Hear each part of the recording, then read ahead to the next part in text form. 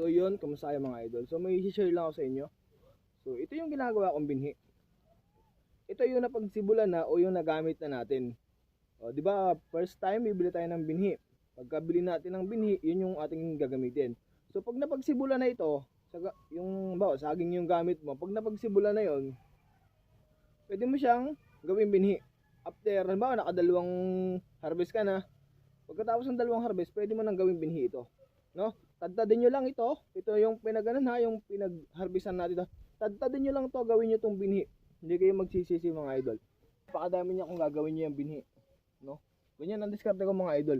Kasi pag bibili kayo ng bibili, no, mamumulubi kayo, halos wala kayong kikitain. So yung tip na yon, kung tuturo ko sa inyo, sabi ko, ito, ayan, pwede ito. Ito nga hindi ko naubos eh. Ang dami niyan. Ang dami hindi ko naubos yan. Doon ko ginamit yan sa bed na to. Dito ko siya ginamit.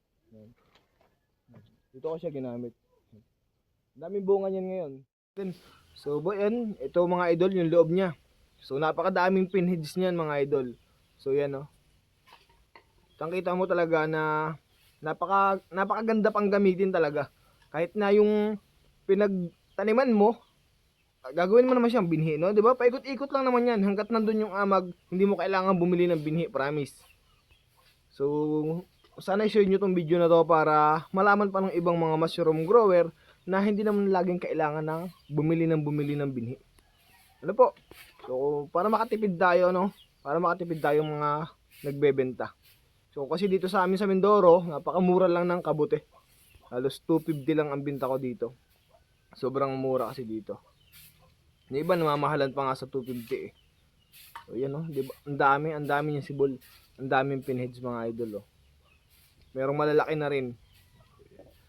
Laki yan, mga ano yan, siguro mga 6 meter tong bed ko na to. Up and down to, kaso hindi ko na nataniman yung taas kasi wala na ako nung lupa. So yan, diba? So maraming sibol yan sa ilalim mga boss oh. Kaya maganda pag gagamit kayo ng gagawa kayo ng ganyang bed, mas maganda yung may kulambo para dikitan sa ilalim.